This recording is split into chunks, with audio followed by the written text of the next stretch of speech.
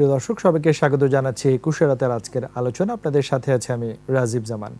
দর্শক, আপনারা জানেন একুশে রাতে আমরা সমসাময়িক আলোচিত বিষয়গুলি নিয়ে আলোচনা করার চেষ্টা করে থাকি এবং আজকে আমরা যে বিষয়বস্তু নিয়ে আলোচনা করব, প্রথমে জানিয়ে দিচ্ছি আমাদের আজকের বিষয়বস্তু রয়েছে বৈদেশিক কর্মসংস্থান ও রেমিটেন্স প্রবাহ। আমরা সকলেই জানি যে আসলে প্রবাসীদের পাঠানো রেমিটেন্সে বাংলাদেশের অর্থনীতি কতটুকু মজবুত ভিত্তির উপর দাঁড়িয়ে আছে এবং প্রতিনিয়ত কিন্তু সে কাজটি করে যাচ্ছেন আমাদের কষ্টার্জিত প্রবাসী ভাই বোনেরা, যারা অত্যন্ত কষ্ট করে প্রবাসী আয়ের মাধ্যমে বাংলাদেশের অর্থনীতিকে এগিয়ে নিয়ে যাচ্ছেন। এবং সেই বৈদেশিক কর্মসংস্থানের জায়গাগুলো আরও কীভাবে আমরা সমন্বয় করে এগিয়ে নিয়ে যেতে পারি, তাদের রেমিটেন্স প্রবাহর জায়গাটা আরও কীভাবে আমরা বাড়িয়ে নিতে পারি এবং দেশের মূল অর্থনীতিতে সেই জায়গাগুলো কীভাবে আমরা কাজে লাগাতে পারি, সেই বিষয়গুলো নিয়ে আজকে আমরা কথা বলবো। এবং এসব বিষয় নিয়ে কথা বলার জন্য আজকে আমাদের সাথে 21 স্টুডিওতে উপস্থিত রয়েছেন জনাব আলী হায়দার চৌধুরী, সাবেক মহাসচিব, বায়রা।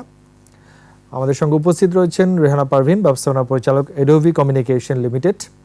এবং আমাদের সাথে আরও উপস্থিত রয়েছেন জনাব Sajjadur Rahman, editor, business insider Bangladesh. তিনজনকেই স্বাগত জানাচ্ছি আমাদের আজকের আলোচনা। আমি আলী হায়দার চৌধুরী আপনার কাছ থেকে আলোচনাটি শুরু করতে চাইব।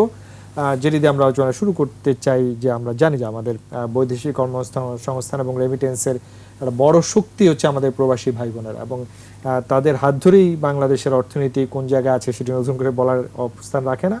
সব কিছু মিলিয়ে আমরা জানি কোভিড পরিস্থিতি রয়েছে, বৈশ্বিক একটি অর্থনৈতিক চ্যালেঞ্জিংয়ের মধ্যে দিয়ে আছে। তারপরেও এই জায়গাটির বর্তমান অবস্থা আসলে কেমন রয়েছে? প্রথমে আমি 21 টিভির অগণিত দর্শকদেরকে শুভেচ্ছা জানাচ্ছি, তার সাথে আজকের কলাকুশলীদেরকে আমার শুভেচ্ছা জানাচ্ছি। বিষয়টি নিঃসন্দেহে গুরুত্বের দাবি রাখে। আপনারা নিশ্চয়ই জানেন যে আমাদের বর্তমান যে রেমিটেন্স, আমাদের যে রিজার্ভের যেটা হচ্ছে 48+ রিজার্ভ এখন আমাদের, এবং এটার মেজর কন্ট্রিবিউশন হচ্ছে আমাদের এই প্রবাসীদের অর্জিত টাকা, নিয়ার অ্যাবাউট 45 বিলিয়ন এটা কন্ট্রিবিউশন এখন আমাদের প্রবাসীদের।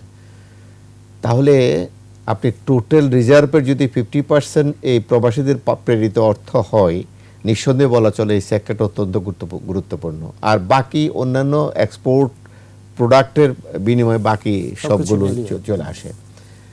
এখন এই প্রেক্ষাপটে আমাদের অর্থনীতির যে মজবুত ভিত্তির উপর আমরা দাঁড়িয়ে আছি, আমরা আজকে মেগা প্রজেক্টগুলো নিতে পারছি, আমরা পৃথিবীর বুকে মাথা উঁচু করে দাঁড়িয়ে আছি, এই সব কিছুর মূলে হচ্ছে এই আমাদের প্রবাসীদের পাঠানো রেমিটেন্স।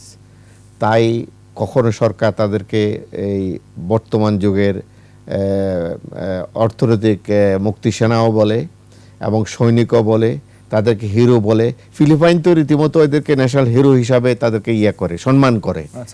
তাদের রেমিটেন্স যোদ্ধাদেরকে ফিলিপাইন গভর্নমেন্ট প্রতীকী বছরে একবার ফিলিপাইনের প্রেসিডেন্ট এয়ারপোর্টে গিয়ে রিসিভ করে, মানে তাদেরকে ন্যাশনাল হিরো হিসাবে ডিক্লেয়ার করে, সম্মান দেয়।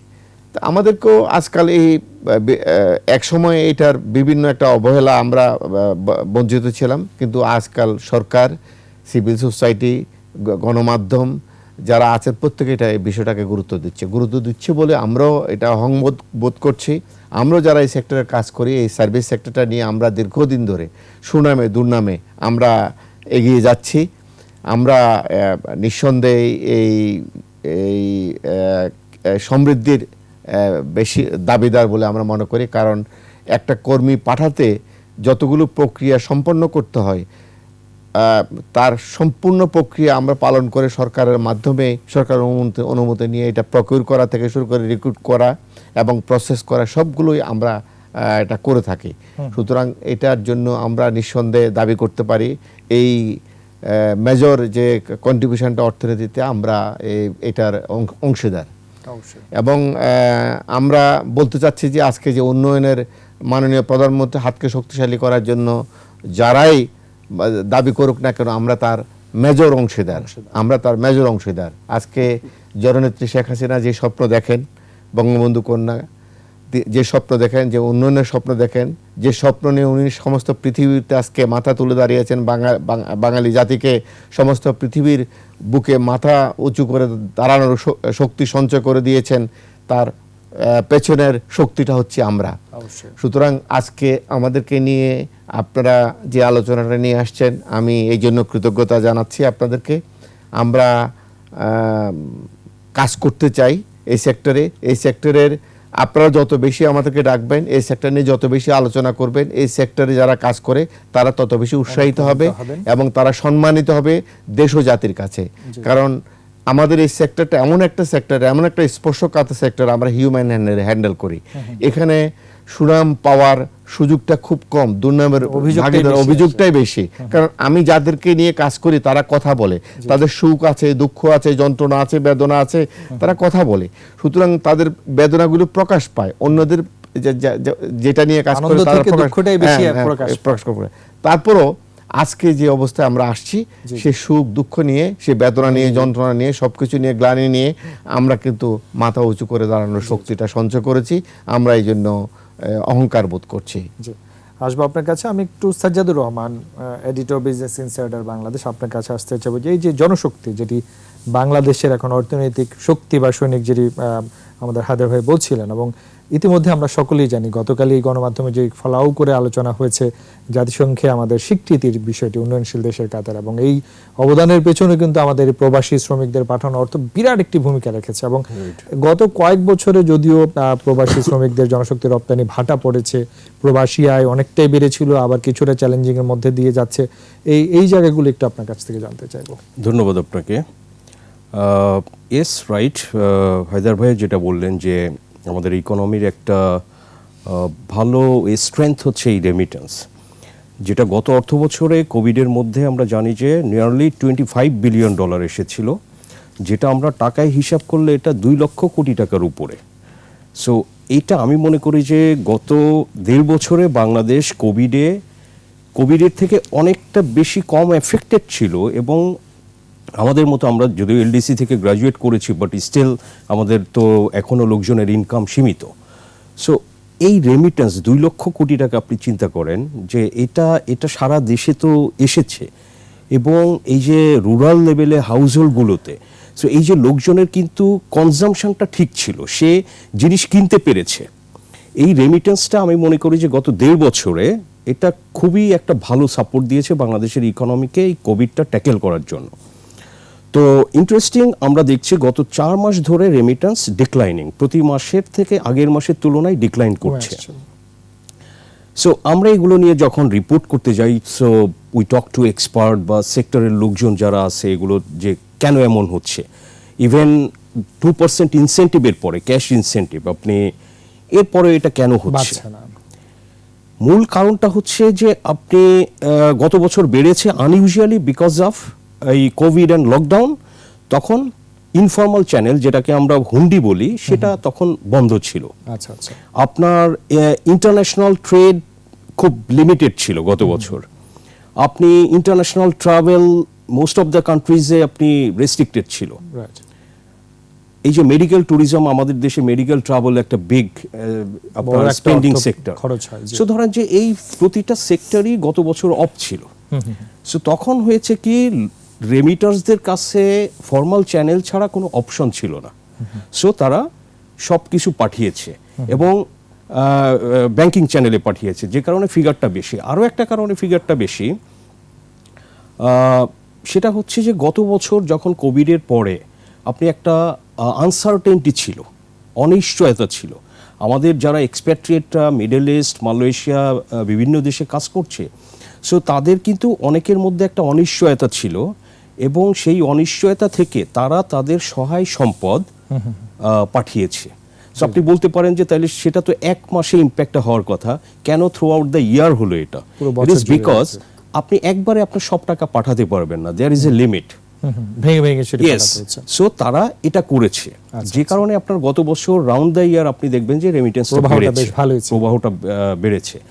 সো এই কারণগুলো এই বছরে নেই বলে আমরা দেখছি যে 2% ইনসেন্টিভের পরে ডলারের এক্সচেঞ্জ রেট জানেন যে সেটাও বেড়ে গেছে সিগনিফিকেন্টলি। ওটাও ধরেন যে অ্যারাউন্ড 2% বেড়েছে। সো রেমিট আর ইনসেন্টিভ 2%, এই 4%-এর পরেও কেন বাড়ছে না? তো সেটা খুঁজতে গিয়ে দেখলাম যে হুন্ডি চ্যানেলটা আসলে খুব বেশি ইফেক্টিভ। এতটাই ইফেক্টিভ যে আপনারে টাকা বাড়িতে পৌঁছে দেবে, বাড়িতে পৌঁছে দিবে, এবং অনেক ক্ষেত্রে অ্যাডভান্স দিবে, ধার দিবে। বিকজ হি অর শি যে ম্যানেজ করে, সে জানে যে সে টাকাটা পাচ্ছে একদিন পরে।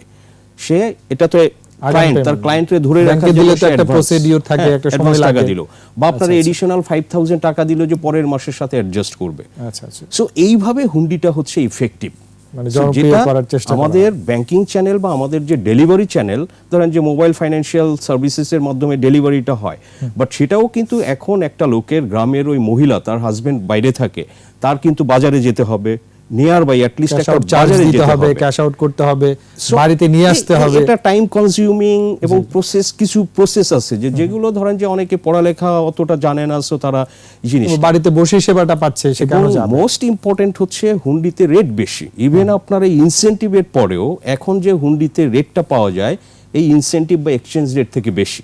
আচ্ছা আচ্ছা, আপনি জানেন যে ডলারের এক ধরনের বাংলাদেশের ডিমান্ড অ্যান্ড সাপ্লাই গ্যাপ হওয়ার কারণে ডলার কিন্তু আপনি ব্যাংকের থেকে ক্যাশ কিনতে গেলে আপনার আজকের রেট আছে 89 টাকা 50 পয়সা, কিন্তু সেটি কিন্তু আমি সো পাচ্ছি হুন্ডিতে সেটা কিন্তু আপনি মিনিমাম 1 টাকা 1.5 টাকা 2 বেশি টাকাও হবে, বেশি হয়ে যায় 92 টাকা। না। জি জি, সো একজন কিন্তু রেমিটার আপনি অ্যাটলিস্ট 91-92 টাকা রেটে যদি সে পায়, সে তো আপনি এটার কেন ব্যাংকে এত সিস্টেমের মধ্যে পাঠাবে। রাইট। সো এই কারণে রেমিটেন্স, যেটা অর্থমন্ত্রী গতবার বলেছিলেন, কয়েক মাস আগে উনি বলেছেন যে remittance will continue to grow. So ওই সময় অনেকে যারা এই সেক্টর নিয়ে কাজ করে তারা এটা ডিফার করেছে জি জি, দ্বিমত যে ইট মে নট বে। সো আমরা সেটাই দেখছি যে আসলে সরকারের এই ইনসেন্টিভ এটা গত বছর কাজ করেছে বলে আমাদের কাছে মনে হয়, বাট সেখানে অন্য ফ্যাক্টর ছিল যেটা বললাম, এই বছর এটা কাজ করছে না। আচ্ছা আচ্ছা, জি। আসবো অন্য। জি, আগের বছরগুলোতে আরো বেশি ছিল, রাইট। কিন্তু এটা কিছুটা ইমপ্রুভ করেছে। কোভিডের কারণে হ্যাঁ, এটা না আর কিছুটা ইমপ্রুভ করেছে, ইনফরমাল চ্যানেলে পাঠানোটা কিছুটা ইমপ্রুভ করেছে, মানুষ একটু কিছুটা ফর্মাল চ্যানেলের দিকে যাচ্ছে, তবে সেটাকে আরো বেশি মানে করার সুযোগ আছে, করার সুযোগটা বাড়াতে হবে, প্যাকেজ ইয়ে আমি করতে আসবো হবে। সে আলোচনা। আমি একটু রেনা পারবেন ব্যবস্থাপনা পরিচয় একাডেমি কমিউনিকেশন, আপনার কাছে আসতে চাই। জনশক্তি রপ্তানি নিয়ে আপনি একজন নারী উদ্যোক্তা হিসেবে কাজ করছেন, অনেক বছর ধরে কাজ করছেন। আমি একটু নারী প্রসঙ্গে যেতে চাই যে আমরা মধ্যপ্রাচ্যে দেখছি যে আমাদের নারী শ্রমিকদের একটা ব্যাপক চাহিদা রয়েছে, সেখানে অনেক অভিযোগ রয়েছে, ভালো মন্দ দুটোই আছে, এবং আরো অপরচুনিটিস আমরা গতকালই গণমাধ্যমে দেখলাম নেপালেরও কিছু চাহিদা আছে, হয়তোবা ছোট, কিন্তু এগুলো একটা ভালো দিক, ভালো একটা সম্ভাবনার উন্মোচনের সুযোগ আছে। সেই জায়গাটা আপনি নেপাল না, মালদ্বীপ। সরি, মালদ্বীপস, হ্যাঁ, মালদ্বীপস। ধন্যবাদ প্রথমে একুশে টেলিভিশনকে এই ধরনের কথা আলোচনা করার সুযোগ দেওয়ার জন্য। আর মহিলা শ্রমিকের ব্যাপারে আমি যেটা বলবো, এইটা তো বাংলাদেশের জন্য একটা বিপ্লব হতে পারে আমি মনে করি, কারণ যেই মেয়েটি ওখানে গিয়ে কাজ করে সে কিন্তু বাংলাদেশে কোনো আর্ন করে না, আর দেশে থাকার কারণে সে যদি বিবাহিত হয় তাহলে ফ্যামিলি প্ল্যানিং, তার পপুলেশন বুম হয়, তো সে যখন বাইরে গিয়ে কাজ করে পরিবারকে সাহায্য করে, এটা ওই যে প্রধানমন্ত্রীর যে ওমেন এম্পাওয়ারমেন্টের কথা উনি বলেন, তো এটা অনেক বেশি হওয়া উচিত। অভিযোগ থাকবেই, যে কোনো প্রোডাক্ট যদি আমি বাজারে আনি তার ভিতরে কিছু স্টক লট হয়, কিছু কোয়ালিটি সম্পন্ন হয় না। আর বাইরে হায়দার ভাই যেটা বললেন যে হিউম্যান বিং, তার প্রত্যাশা এবং প্রাপ্তির মিল না হলেই মানুষ এটাতে অভিযোগ করে। আর কিছু তো থাকেই অন্যরকম অভিযোগ, যেটা বাংলাদেশেও হয়, সেটা নিয়ে আমি কথা বলবো না। তবে ওমেন এম্পাওয়ারমেন্টের জন্য অনেক বেশি পরিমাণে যেতে হবে। আমি এই জায়গায় একটু আমারটা সংযোজন করতে চাই, অবশ্যই তারা ওয়েল ট্রেইনড হতে হবে। ওরা দক্ষ না হলে কোনো উপায় নাই বাংলাদেশকে ঘুরে দাঁড়ানোর। আর মহিলা শ্রমিক আরো বেশি করে না পাঠালেও এই জায়গাটায় আমরা মার্কেবল কিছু করতে পারবো না। চলছে যেটা নিয়ম মতো একটু একটু করে বাড়বে গ্র্যাজুয়ালি, কিন্তু এটা বুম হবে আমি যদি ট্রেইনড মহিলা পাঠাতে পারি। নার্সিং পেশা আমরা মধ্যপ্রাচ্য জুড়ে কিন্তু ভারতের একটা একক আধিপত্য, নেপাল আছে, ফিলিপাইন আছে, বাংলাদেশ কেন পিছিয়ে? বাংলাদেশের লেখাপড়ার মানটা অনেক কম, আর বাংলাদেশে একটা ধর্মীয় ব্যাপার কাজ করে, মেয়েদের বেশি দূর না পড়লেও চলবে, সে কারণে ওরা অল্প বয়সে বিয়ে হয়ে যায়। এটার পিছনে অনেকগুলো কারণ, বাল্য বিবাহ একটা আছে, ধর্মান্ধতা আছে, তারপরে আছে সামাজিক প্রতিবন্ধকতা, একটু বড় হলেই মেয়েটা আর সেফ থাকে না, তখন তাকে অল্প বয়সে বিয়ে দিয়ে দেওয়া হয়। যদি এই জিনিসগুলো বন্ধ করা যেত, প্রধানমন্ত্রী কিন্তু পড়ার ব্যাপারে ওদেরকে উপবৃত্তি দিচ্ছেন, একদম গ্র্যাজুয়েশন করতে মেয়েদেরকে উদ্বুদ্ধ করছেন, কিন্তু সামাজিক পরিবেশটা বোধহয় আমরা নিশ্চিত করতে পারছি না মেয়েটা সেফলি কলেজ পর্যন্ত যাবে। গ্রামের অনেক মেয়ে ম্যাট্রিক পাস করে, কিন্তু আনফরচুনেটলি আপনার তাকে কি মনে হয় না যে কারিগরি শিক্ষাটা যেমন আমরা খুব নার্সিং জরুরি, পেশা এটা খুব অনেক জরুরি, বেশি প্রয়োজন খুব নয়? বেশি জরুরি, খুব বেশি জরুরি। নার্সিং পেশা শুধু কিন্তু মালদ্বীপ চেয়েছে বলে, কিন্তু হংকং এর যে বিষয়টা ছিল, বাংলাদেশ থেকে কেয়ার গিভার হিসেবে কিছু ছেলে গেছে, মেয়ে যেতে পারে নাই, শুধু তারা ইংরেজি বলতে পারে না বলে। আচ্ছা, আচ্ছা। অফুরন্ত সুযোগ আমাদের বিদেশে, এত আমাদের এখানে পপুলেশন সেই সেক্টরগুলোতে আর্নিং এর অপরচুনিটিও তো অনেক বেশি, ট্রেনদের অনেক বেশি, এবং আমাদের রেমিটেন্স যে কোথায় যাবে। আমি তো সবসময় বলি যে শুধুমাত্র বিদেশে জনশক্তি প্রেরণ করে তাদের পাঠানো রেমিটেন্স দিয়ে বাংলাদেশ চলতে পারে। এখন আমরা একটু হিসাব করে দেখে বলছি হ্যাঁ রিজার্ভের আমার 45%, 100% কেন নয়? আমাদের এরাই হয়তো জনশক্তি একটু আছে। যদি দক্ষ হতো একদম। তাদেরই তো এই এবং ফিগারটা ডাবল হয়ে আসতো। এটার জন্য মিডিয়া অবশ্যই আমাদেরকে হেল্প করতে হবে, বারবার বলতে হবে যে দক্ষ শ্রমিক গেলে ওখানে বিদেশে বেশি আর্ন করা যায়। তারপর সামাজিক নিরাপত্তার ব্যাপারেও তাদেরকে বলতে হবে যে মেয়েটি যেন সেফ থাকে বাইরে, মেয়েটি বাল্যবিবাহ হয়ে গেলে যেভাবে পপুলেশন বুম হয় সেটা বন্ধ করার জন্য বাল্যবিবাহের বন্ধ আছে, কিন্তু এত সামান্য যে এটা বোধহয় আমরা মানে খুবই প্রভাব প্রভাব রাখতে রাখতে পারে পারছি না আচ্ছা, আনফরচুনেটলি। তো মহিলা যাওয়া উচিত, যতটা ছেলে যাওয়া উচিত আমার মনে হয় সমান সমান ভাবে মহিলার যাওয়া উচিত। এবং হলে আমরা- বাজারটি তো আসলে আমরা যদি না ধরে রাখি তাহলে তো বাজার তো আর বসে থাকবে না। বাজার বসে থাকবে না, ওই জায়গাতে ফিল আপ হবে, কম্পিটিটররা তো সুযোগ নিয়ে নিয়ে নিচ্ছে।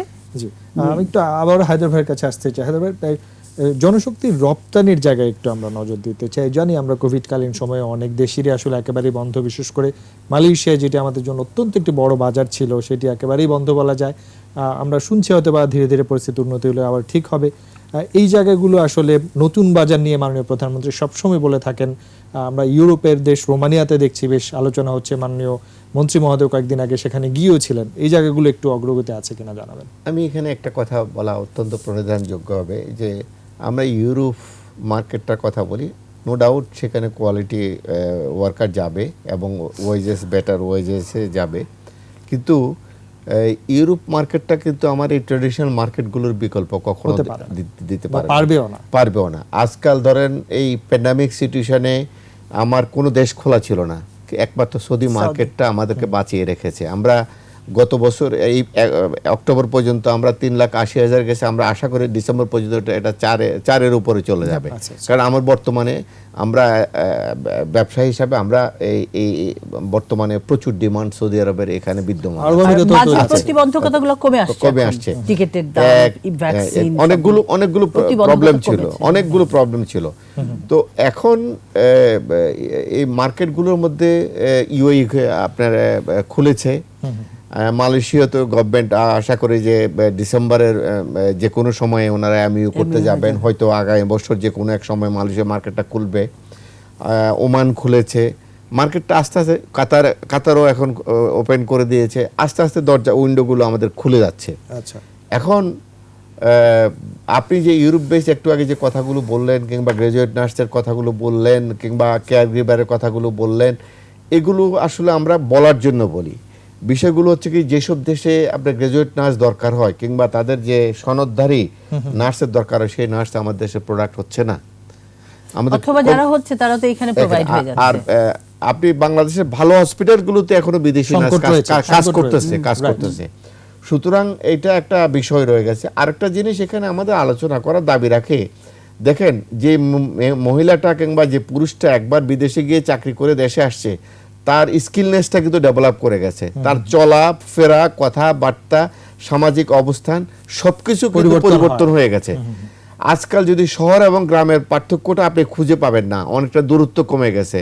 মানে অর্থাৎ হচ্ছে কি, চলনে বলনে মানুষের চিন্তা চেতনা কিন্তু ডেভেলপড হয়ে গেছে, যার জন্য আমাদের এই যে অ্যাক্টিভ যে আমেরিকান যে নিউ ইয়র্ক টাইমসের যে একটা রিপোর্ট যে প্রকাশ হয়েছিল, বাংলাদেশ 35 ইয়ার্স পর্যন্ত যুবকেরা এনার্জেটিক। আমরা এই ডেমোগ্রাফিক ডিভিডেন্সটা আমরা এটা 2050-এর ভিতর পর্যন্ত আমরা এটা করতে পারবো। বেনিফিট কিভাবে পাবো? এদেরকে পাঠায় যে ওদের ভিতরে যে আবার ওদের থেকে তো টাকা পাচ্ছি, পাশাপাশি বিসাইড দিস আমরা তাদেরকে তাদের স্কিলনেসটাও পাচ্ছি। আজকে অ্যাগ্রোবেস ইন্ডাস্ট্রিগুলো দেখেন কিভাবে ডেভেলপ হয়ে গেছে। খেজুর মানে যে খেজুর বাগানে চাকরি করে আসছে তার এক্সপার্টিস ডেভেলপ করেছে, রামবুতার যে ইয়ে করেছে, এখন স্ট্রবেরি বাংলাদেশে বসে আমরা সৌদি আরবের খেজুর খাচ্ছি। আপনি স্ট্রবেরি চাষ হচ্ছে, চাষ তার হচ্ছে। মানে কি যারা বিদেশে এই কাজগুলো করে আসছে তারা তারা দেশে এই এসে apply এক্সপার্টিসটা করছে। ডেভেলপ করে এখানে স্মল দেশে ইন্ডাস্ট্রিজ গুলো আসছে। ডেভেলপ করে, অ্যাগ্রোবেস ইন্ডাস্ট্রি গুলো ডেভেলপ করেছে। আপনি এই যে কাজটা করেছে সেটার উপর এখানে এসে এবং তারা বাংলাদেশের যুবক যুবতীরা মরুভূমির বুকে সবুজায়ন করছে, সবুজায়ন করতেছে। তারা মাছ চাষ এখানে করছে। এখানে কেউ সরকারের দিকে তাকায় আছে না, তাকায় থাকতেছে না, নিজস্ব সহউদ্যোগে প্রণোদিত হয়ে তারা কিন্তু এই কাজগুলো করছে, বাগান করছে, ফিশিং করছে, ফার্মিং করছে। তার মানে এটা কি, আজকাল বিদেশে যারাই যাচ্ছে তাদের চোখ কান খুলে যাচ্ছে। তারা এক সময় ছিল বিদেশে যারা যেত তারা বিল্ডিং একটা করতো, কিছু টাকা সাথে নিয়ে আসতো, বাস টাকা নষ্ট হয়ে যেত। এখন কিন্তু সেটা নয়, এখন সেটা করে না। নিজেরাই তো অনেক এখন এই পরিবর্তন যে হচ্ছে। রিইন্টিগ্রেশনের প্রশ্ন, গভর্নমেন্ট এখন কিন্তু প্রজেক্ট কিছু নিয়েছে রিইন্টিগ্রেশন, জি। এনজিও গুলো রিইন্টিগ্রেশনের জন্য কিছু অ্যাডভাইস তারা করছে যে তুমি যে পুঁজিটা নিয়ে আসছো সেটাগুলোকে আবার পুনর্বাসনের জন্য তারা কি চিন্তা করছে। গভর্নমেন্ট কিন্তু ইন্টিগ্রেশনের জন্য বাজেট অ্যালোকেট করেছে। অর্থাৎ হচ্ছে কি, একটা প্রবাসী এক সময় আমাদের জন্য আমরা মনে করতাম যে আমাদের জনসংখ্যা বোঝা, লাইবিলিটিস, এখন আমরা মনে করি এটা আমাদের জন্য অ্যাসেট। দেখা যেই যায় তার কিন্তু চলে আসছে। আমার পপুলেশনের অর্ধেকের বেশি নারী, আমি তাকে ঘরে বসা রেখে আমার অর্থনৈতিক সমৃদ্ধির কথা অগ্রগতি চিন্তা তো করব কি 100% করে? আমি চিন্তা করতেই পারি না। আমি এটা চিন্তা করা একটা বোকার স্বর্গে বাস করা। আমি তাদেরকে যত বেশি দক্ষতা দিতে পারবো, যত বেশি তাদেরকে কর্ম উদ্যোগী করতে পারবো, তত বেশি এই দেশের আমাদের অর্থনৈতিক সমৃদ্ধিটা হবে। ঘরে বাইরে উভয় ক্ষেত্রে আমাদের এই যুদ্ধে আমরা হায়দার ভাই, আমি অবতীর্ণ হতে একটু এই জায়গায় হবে। যাই। নার্সিং পেশা, সেখানে পুরুষ হতে পারে, নারী হতে পারে, যেটির মানে স্যালারি ওয়েজ অনেক ভালো এবং রিটার্ন অনেক ভালো। এই জায়গাটা নিয়ে দীর্ঘ বছর আমরা স্বাধীনতা 50 বছর উদযাপন করছি, এই জায়গাটায় এত অবহেলা কেন, আপনাদের কি মনে হয়? শুনেন, আমি আজ থেকে বেশ কয়েক বছর আগে ডক্টর ফরাজউদ্দিন সাহেবের একটা সেমিনার করতেছিলেন, তখন দিদেন শেরাটনে। উনি ওনার ইউনিভার্সিটিতে গ্রাজুয়েট নার্সের জন্য পারমিশন চাওয়ার জন্য চেষ্টা করছিলেন, এবং গ্রাজুয়েট নার্স উনি ওনার ইউনিভার্সিটিতে একটা কোর্স করবেন, সেটা একটা সাবজেক্ট রাখবেন, একটা ফ্যাকাল্টি রাখবেন, এবং সেখান থেকে উনি বিদেশে লোক পাঠাবেন। তো আমি সৌভাগ্যবশত আমি সেখানে স্পেশাল গেস্ট হিসাবে ছিলাম। তো আমি তখন বললাম যে সেখানে আমাদের হেলথের ডিজি সবাই ছিলেন। ওনারা তো বিশদভাবে বর্ণনা দিলেন যে আমরা বছরে এত হাজার আমরা নার্স তৈরি করি। তো ওনাদের যে বর্ণনা, মনে হয় যেন প্রচুর নার্স আমাদের কাছে আছে, অল আর ডিপ্লোমা নার্স, অল আর এইড নার্স, কিন্তু তারা বাজারে যে চাহিদা রয়েছে সেই কিন্তু চাহিদা সেখানে এই হেলথ মিনিস্ট্রির ব্যুরোক্রেটিক সিস্টেমের জন্য ডক্টর ফরাজউদ্দিন সাহেবকে পারমিশন দেন নাই। উনি বললেন আমি সরকারে থাকতে একরকম সরকারকে দেখেছি, আমি সরকারের বাইরে এসে আমি সরকারকে আরেক রকম পাচ্ছি। খুবই unfortunate। হ্যাঁ, এটা মানে খুবই আনফরচুনেট। আমি তখন ফরাজউদ্দিন সাহেবকে বলেছিলাম যে দেখেন, আপনি এমন এক সময় গ্রাজুয়েট নার্স এখানে ইয়ে করে বিদেশে পাঠানোর জন্য চিন্তা করছেন, যে সময় বাংলাদেশের বেস্ট হসপিটালগুলোতে বিদেশি নার্স কাজ করে। গ্রাজুয়েট নার্স শুধু বিদেশে পাঠানোর জন্য নয়, বাংলাদেশের আমাদের দেশের ব্যাপক চাহিদা চাহিদা তো। রয়েছে। আপনি টেকনিশিয়ান, যে কোনো টেকনিশিয়ান, বাংলাদেশের যে এখন যে মেগা প্রজেক্টগুলো চলতেছে, এই যে এরা এখানেই কাজ করে অনেক টাকা ইনকাম করতে পারতেছে, কিন্তু সেটি বিদেশিদের দখলে চলে হ্যাঁ, যাচ্ছে। বিদেশিদের দখলে চলে যাচ্ছে। আপনি নিশ্চয়ই জানেন যে বাংলাদেশে বর্তমানে 5 মিলিয়নের উপরে বিদেশি লোকের আমরা আমাদের এখানে কাজ করে, যে রেমিটেন্স এবং আমরা আনি ওইটা ওরা নিয়ে যায়। 5 to 6 বিলিয়ন আমরা তাদের বেতনের জন্য আমরা তাদেরকে দিয়ে দিচ্ছি। দিচ্ছি। তার মানে এটা কি, আমরা দক্ষতা বলতে মানে কি, আমরা খুব স্কিল, একদম professional, highly professional people. Garments ইন্ডাস্ট্রিতে ম্যাক্সিমাম প্রফেশনাল পিপল শ্রীলঙ্কা থেকে কাজ করে, ইন্ডিয়ান কাজ করে, কনসালটেন্সি দিচ্ছে। কেন নয়, আমাদের দেশে ডেভেলপ হচ্ছে না, কেন কেন আমরা করতে পারছি না? করতে আমার মনে হয় পারছি সেই না, জায়গাগুলোই এখন স্বাধীনতার 50 বছরে এসে দিকেই দেখতে খুঁজে বের হবে, করতে নজর দিতে হবে যে ওই এক্সপার্টিসটা আমাদের দেশে আমরা কেন নাই। আমরা সবকিছু পারলাম, Very good. আমরা স্যাটেলাইট পাঠাতে পারলাম, বঙ্গবন্ধু স্যাটেলাইট পাঠাতে কিন্তু পারলাম, মানব দক্ষ কেন করতে নয় পারছি আমার না এই কেন? প্রফেশনালিজমটা, হাইলি স্কিল, দক্ষ করতে খুবই পারছি না, পলিসি গুরুত্বপূর্ণ। মেকিং আমরা নাই। পলিসি খুবই মেকিং আমরা গুরুত্বপূর্ণ একটি বিষয়। অ্যাগ্রেসিভ কেন হচ্ছে না? জি, আমি এই জায়গাটা থেকে আলোচনা শুরু করব ছোট্ট একটি বিজ্ঞাপন বিরতির পর। প্রিয় দর্শক, নিচ্ছে একটা বিরতি, আমাদের সাথেই থাকুন।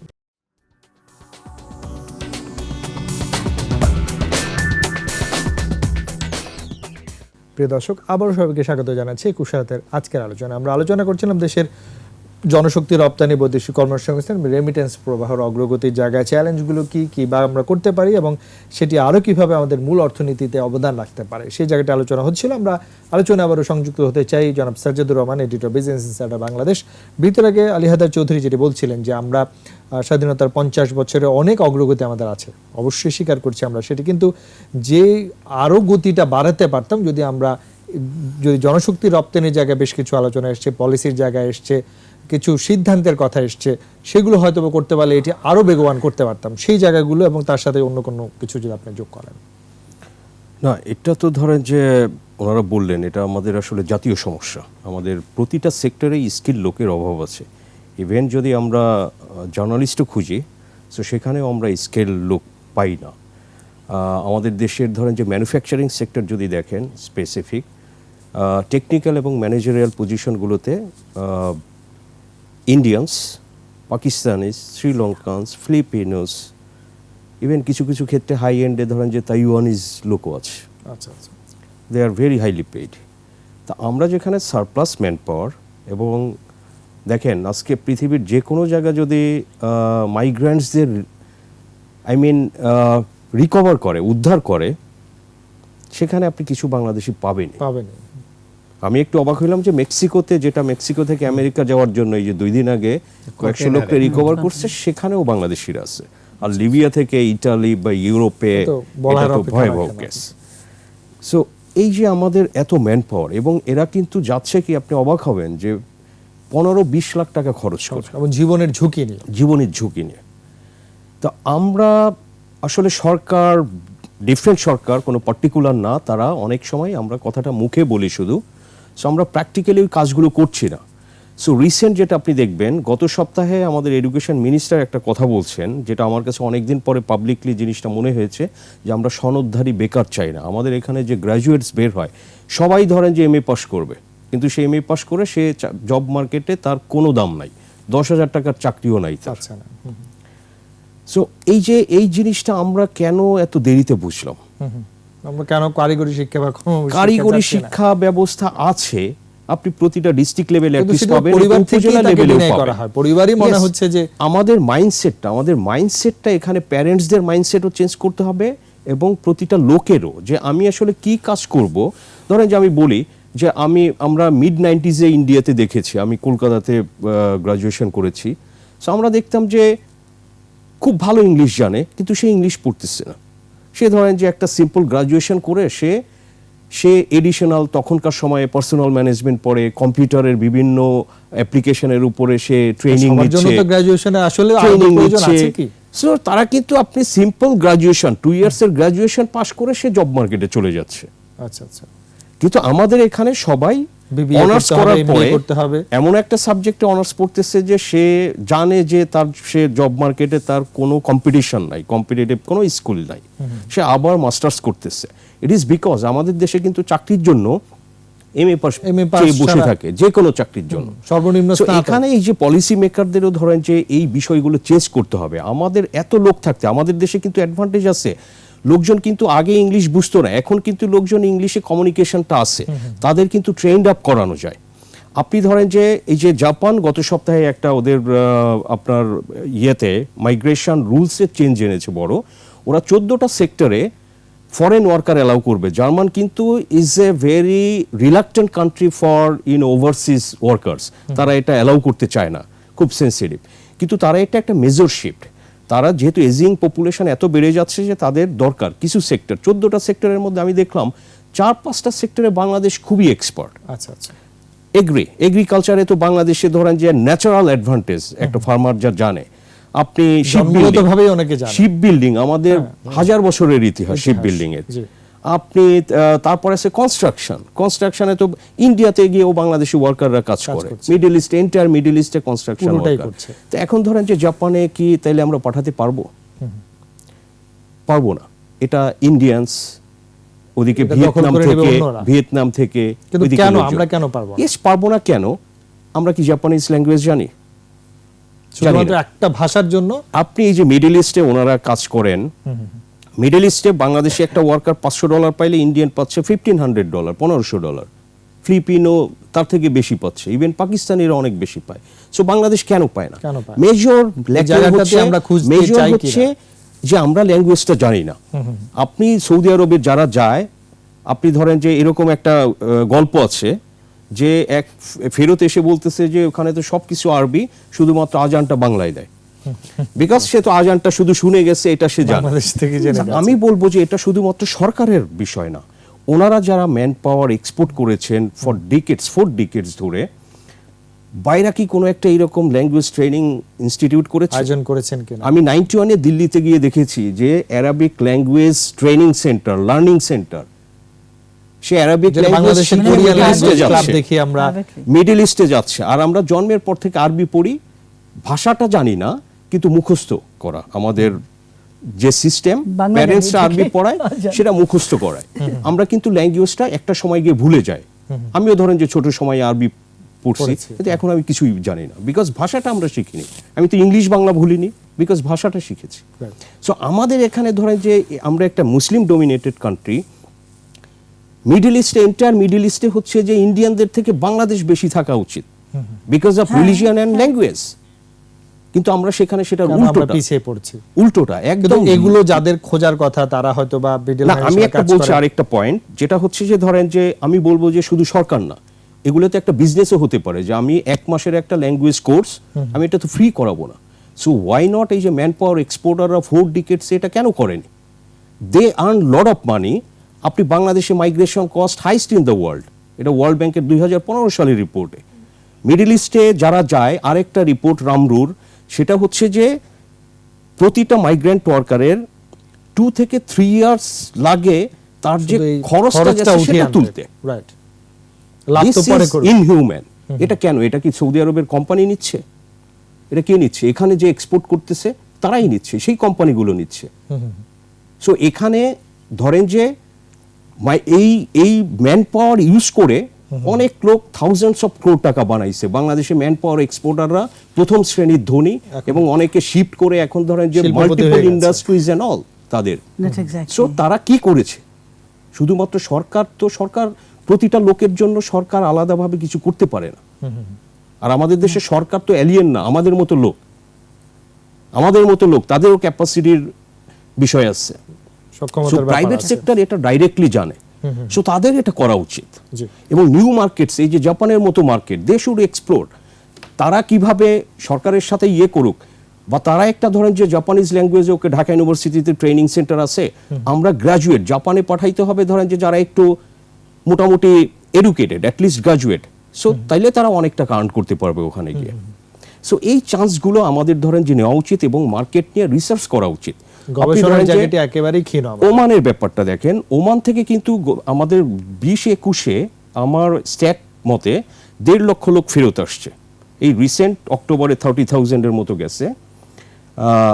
এটার কারণ হচ্ছে যে ধরেন যে ওমানাইজেশন একটা রুলস হয়েছে, যে ওখানে বিভিন্ন প্রতিষ্ঠানে 55% হতে হবে লোকাল, যেটা সৌদি আরব করেছে কোভিডের আগে।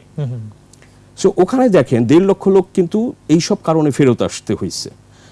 ইন্ডিয়ানরা আরো বেশি এফেক্টেড হয়েছে, বিকজ ইন্ডিয়ানরা হচ্ছে যে ওই যে ম্যানেজারিয়াল একটু হাই আপার এন্ডে কাজ salary করে, তারা কাজ করেন, জি। সংখ্যাটা বেশি। ইন্ডিয়ান 3 লাখ ফেরত আসছে। আচ্ছা আচ্ছা। So, এখন প্রতিটা দেশ কিন্তু চাচ্ছে যে ধরেন যে মিডল ইস্টের কান্ট্রি, যে তাদের লোকরা কেন বসে খাবে, বসে খাবে, তারাও So, কাজে তারাও সম্পৃক্ত এনগেজ হোক। করতে চাচ্ছে। সো এটা কিন্তু আমাদের জন্য একটা বড় চ্যালেঞ্জ, এবং এই সেক্টরে যারা কাজ করে তাদের কিন্তু এগুলো নিয়ে রিসার্চ করা দরকার, এবং এগুলো সরকারের নজরে sensitize এনে করা দরকার, সরকার, সরকারের সাথে private ডিসকাশন সবাই মিলে আসলে এগুলো করে করা সমন্বয় দরকার। করার প্রয়োজন এবং আছে। আমাদের নিউ মার্কেটস, আমি তো মনে করি যে একসময় চায়নাতেও আপনার কাজ করার সুযোগ হবে, যদি ওদের 130-40 কোটি লোক, বিকজ ওদেরও এজিং পপুলেশন এত বাড়তেছে যে একটা সময় ধরেন যে কিছু লো এন্ডে কাজ করার সুযোগ কর্মক্ষম দিতে লোকের তো হবে। আসলে প্রয়োজন হবে। সো সেই ওইভাবে সুযোগটা আপনি ধরেন যে তৈরি man আছে power, কিনা। ইন্ডিয়া আপনি ধরেন যে এই যে এখন টেকনোলজির যুগ, কোডিং নিয়ে ওরা ধরেন যে প্রাইমারি স্কুল থেকে ট্রেনিং দিচ্ছে, ডেভেলপ করতেছে। ওরা আইটিতে কেন ভালো করছে? তারা একটা প্ল্যান নিয়ে আগাচ্ছে আরো 20 বছর আগে থেকে।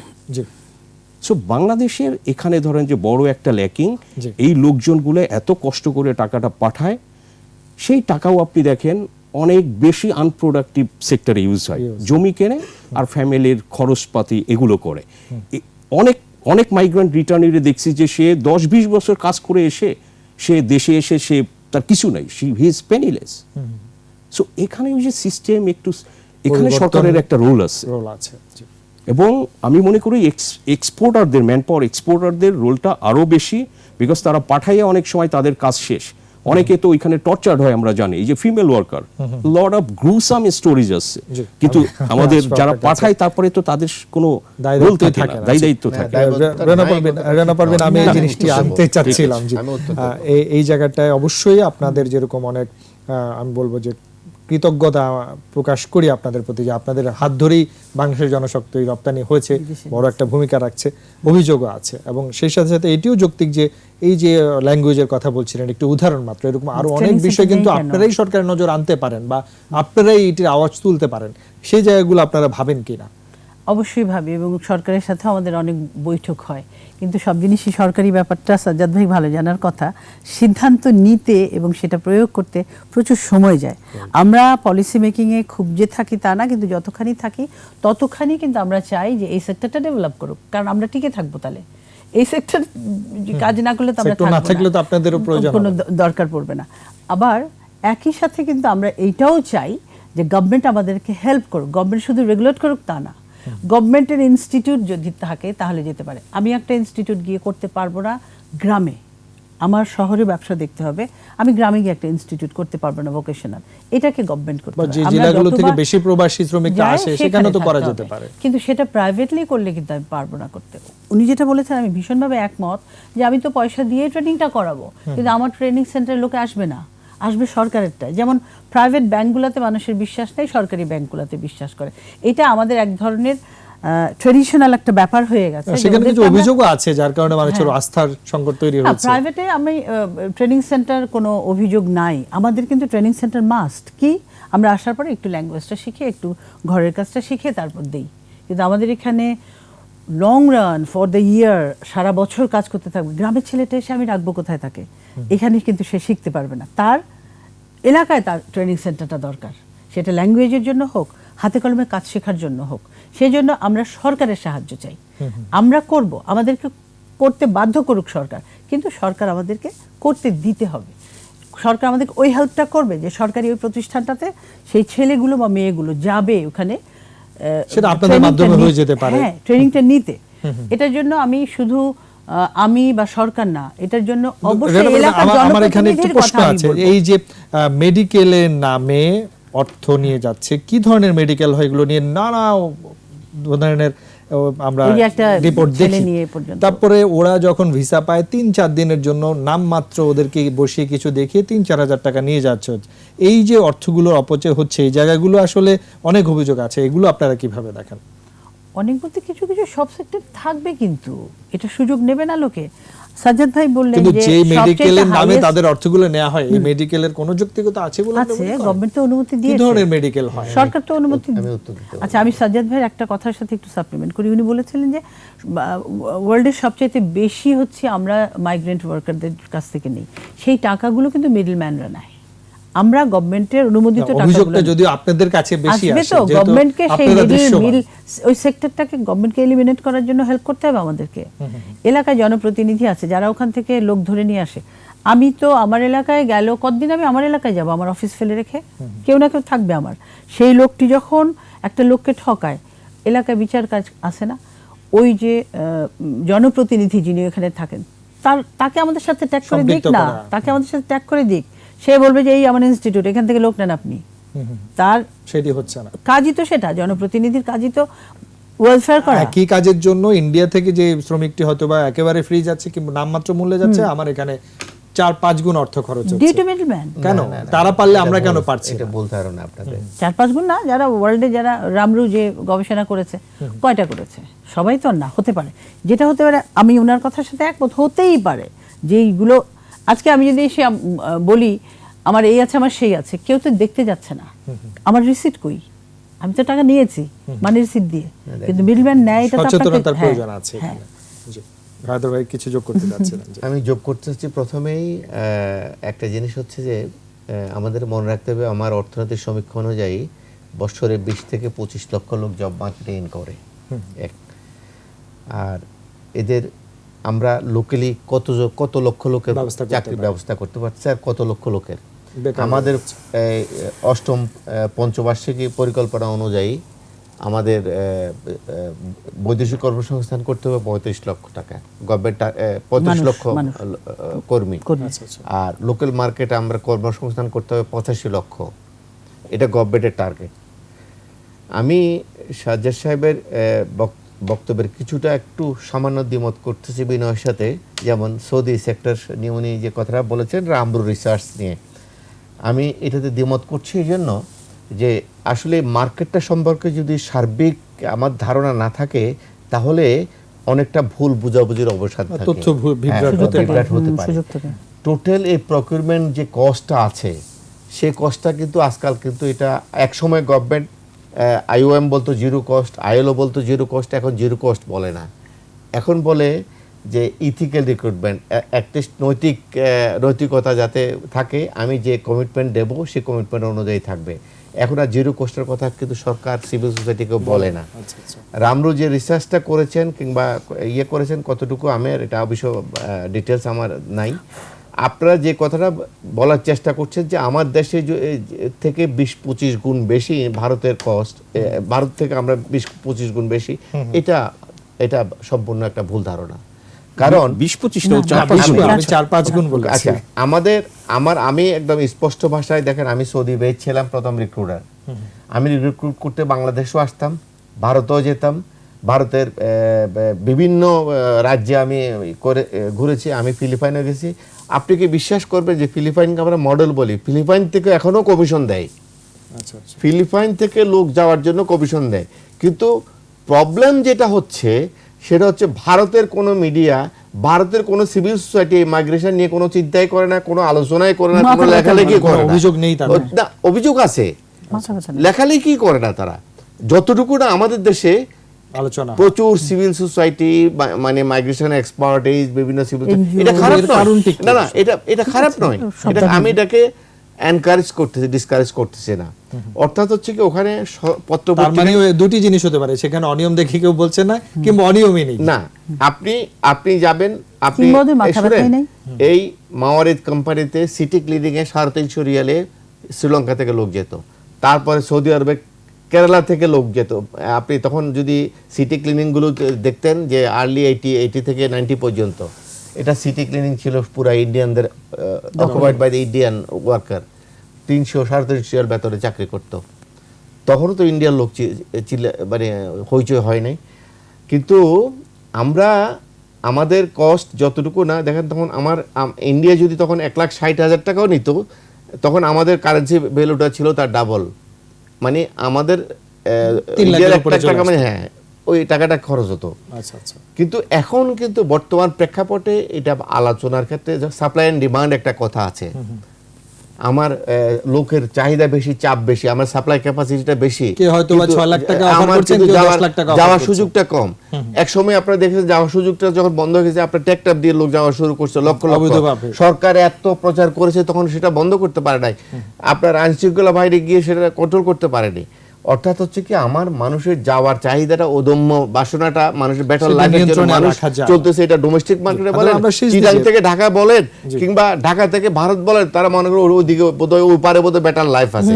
বেটার লাইফের জন্য মানুষ কিন্তু যাচ্ছে, এবং খরচও করতে রাজি। খরচও করতে রাজি যাচ্ছে। এবং এই যে ট্রাফিকিংটা কিন্তু দেখেন, এখন ট্রাফিকিং নিয়ে আমরা প্রচুর আলোচনা করতেছি, কিন্তু ট্রাফিকিং এন্ড মাইগ্রেশন সম্পূর্ণ ভিন্ন একটা Completely, চিন্তা, দুইটা সম্পূর্ণ ভিন্ন একটা পন্থা, দুটো আলাদা জিনিস। সম্পূর্ণ ভিন্ন আলাদা। কিন্তু আমরা অনেক সময় এটাকে গুলিয়ে ফেলে টোটালি এই সেক্টরের সাথে আমরা জনশক্তির ত্যাগ সাথে করে আমরা দিই। যোগ করে ফেলি। হ্যাঁ, যোগ করে সেই ফেলে, জিনিসটা যার ঠিক জন্য না। আজকে আমাদের এই সেক্টরটা নিয়ে আমরা আলোচনা বেশি করি। জি। হ্যাঁ, টেকনিক্যাল সেন্টার নিয়ে আলোচনা করেছেন, জাপানের এখন ল্যাঙ্গুয়েজ সেন্টার অনেকগুলো হয়েছে প্রাইভেট করে, ভাই কোরিয়ার আছে, কোরিয়ারও আছে। কোরিয়ার গুলো গভর্নমেন্ট লেভেলে, অ্যারাবিক সেন্টার গুলো জানার জন্য এখন অনেক প্রাইভেট সেক্টর মানে অনেকে আগ্রহ করেছে, না করেছে অলরেডি। আচ্ছা, করে ফেলেছে। জাপান এন্ড 5 ল্যাঙ্গুয়েজ কোর্স অনেকগুলো সেন্টার আছে জাপান এখন লোক পাঠানোর জন্য। সুতরাং যে হচ্ছে না প্রাইভেট সেক্টরে, তা নয় কিন্তু বেশি হওয়া কিন্তু উচিত, যত আরো বেশি বেশি হওয়া হওয়া প্রয়োজন হয়তো বা সে তো আর এত মনে বেশি হয় না। সেটা হচ্ছে লোক না। যাবে আমাদের। এখন গভর্নমেন্ট একটা ট্রেনিং সেন্টারে যে সীমাবদ্ধতা আছে, কিন্তু দেখেন আপনি গভর্নমেন্ট ট্রেনিং সেন্টার দেখেন, প্রাইভেট ট্রেনিং সেন্টার দেখেন, কোয়ালিটি থেকে প্রাইভেট ট্রেনিং সেন্টার মোর ইকুইপড, রাইট মোর ইকুইপড সেখানে আপনি যে কোনো কোনো- ট্রেনিং সেন্টার সেখানে- দেখেন। তো এখন সেটা হচ্ছে কি, আমরা একটা সমন্বয় করে এই যে আলোচনা, আজকের যে আলোচনা কিংবা সামনে যে আলোচনা কিংবা তারপরে যে আলোচনা থেকে একটা রাস্তা আমাদের বেরিয়ে আসে। উত্তরণের জন্যই আমরা আলোচনা, কাউকে উত্তরণের দোষারোপ জন্য- করার দোষার- জন্য না, না, না, কাউকে দোষী করার জন্য ব্লেম না। করে আমাদের কোনো লাভ আমরা নেই। চাই আমাদের সুযোগগুলো যেন আমরা কাজে ডেভেলপ লাগাতে যাতে পারি। করতে পারি, Right. সেক্টরটাকে ডেভেলপ করতে পারি, আমাদের জনশক্তি আমি তো বললাম রপ্তানি যেন অভিযোগ বাড়ে, প্রবাসী বাড়ে, আয় আমাদের বাড়ে। অভিযোগগুলো যাতে আমরা খনন করতে পারি, জনগণ যাতে বুঝে যে অভিবাসন কি জিনিস, ট্রাফিকিং কি জিনিস, দক্ষতা উন্নয়ন কি জিনিস, দক্ষতা উন্নয়নের জন্য কার কার দায়িত্ব আছে, আমাদের দায়িত্ব যেরকম দক্ষতা আছে, উন্নয়ন সরকারের প্রয়োজন, দায়িত্ব আছে, এটাও কিন্তু সরকার কর্মীদের ওটার জন্য জানতে হবে। বাজেট অ্যালোকেট করেছে, আমরা নিজস্ব উদ্যোগে আমার প্রয়োজনে আমি করেছি, বাইরা তার নিজস্ব ট্রেনিং ইনস্টিটিউট অনেক বড় লার্জ স্কেলে ইন্টারন্যাশনাল লেভেলের একটা ট্রেনিং ইনস্টিটিউট করেছে।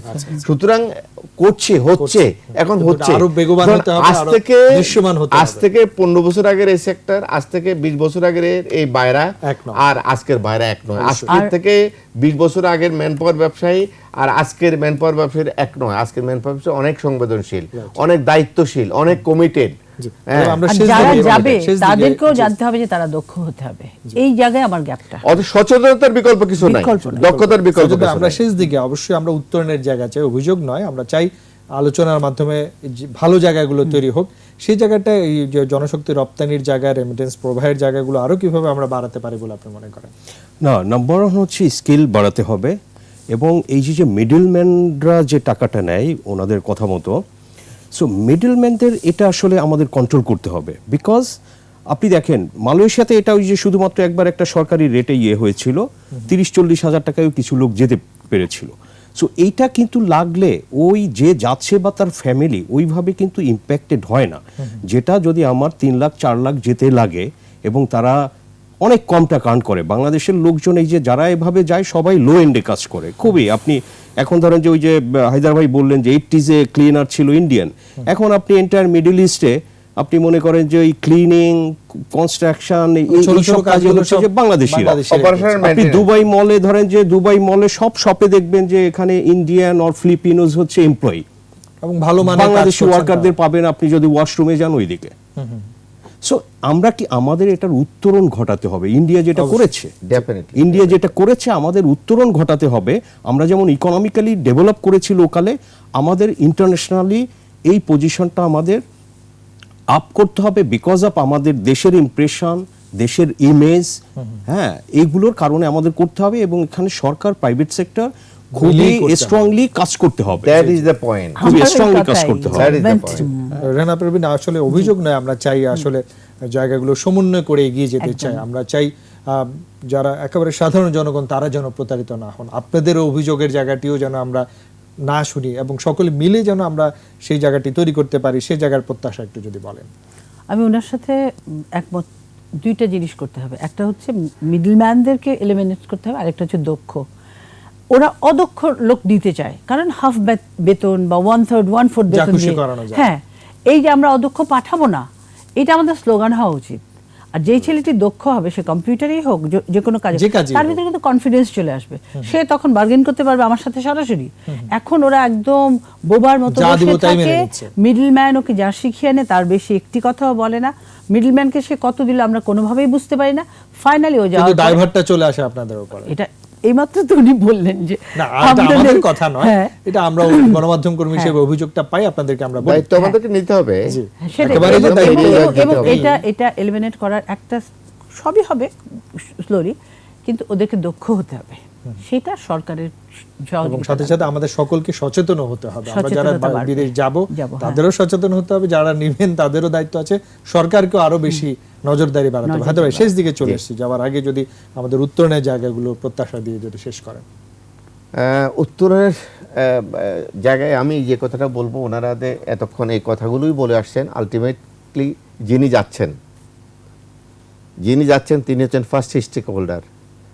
তাকে যে উনি জেনে যেতে হবেন উনি কত টাকা তথ্যগুলো বেতন তার নিতে যাচ্ছেন, হবে।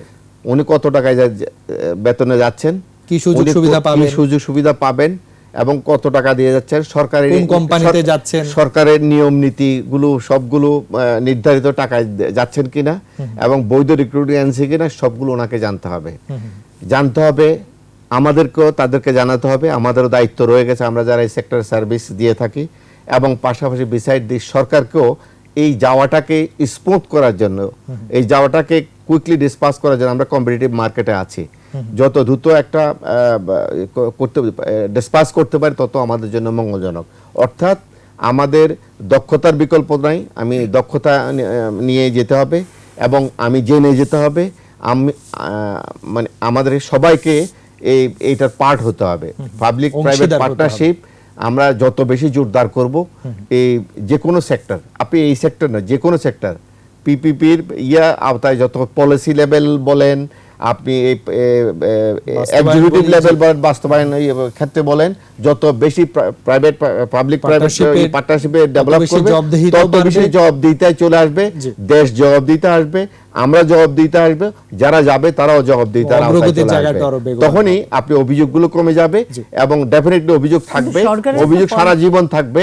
অভিযোগগুলো মিনিমাইজ করার জন্য যা যা করণীয় আমাদেরকে কাজ করতে হবে। সরকার একটা পলিসি নিতেই হবে, অদক্ষ শ্রমিক যাবে না, আমরাও চাই অদক্ষ শ্রমিক যাবে না বাংলাদেশ থেকে। আমরা চাই আমাদের যে জনশক্তি রপ্তানির জায়গাটি রয়েছে এটি ত্বরান্বিত হোক এবং যাদের কষ্ট অর্জিত অর্থে পাঠানো অর্থে বাংলাদেশ স্বয়ংসম্পূর্ণ তাদের প্রতিও আমাদের সম্মান বাড়াতে হবে, তাদের প্রতিও আমাদের দায় দায়িত্ব আছে। দেশের প্রত্যেকটি জনগণের তাদের কিন্তু অবদান মাথায় রেখেই আমাদের কাজ করতে হবে। সরকার আমরা সকলে মিলে সে জায়গাগুলো অবশ্যই এগিয়ে নিব সে প্রত্যাশা রাখছি। ধন্যবাদ জনাব আলী হায়দার চৌধুরী, ধন্যবাদ সাজ্জাদুর রহমান, ধন্যবাদ রেহানা পারভিন, তিনজনকে অনেক অনেক ধন্যবাদ। প্রিয় দর্শক, 21 রাতের আজকের আলোচনা এখানে শেষ করছি। শুভরাত্রি, স্বাস্থ্যবিধি মেনে চলুন, 21-এর সাথেই থাকুন।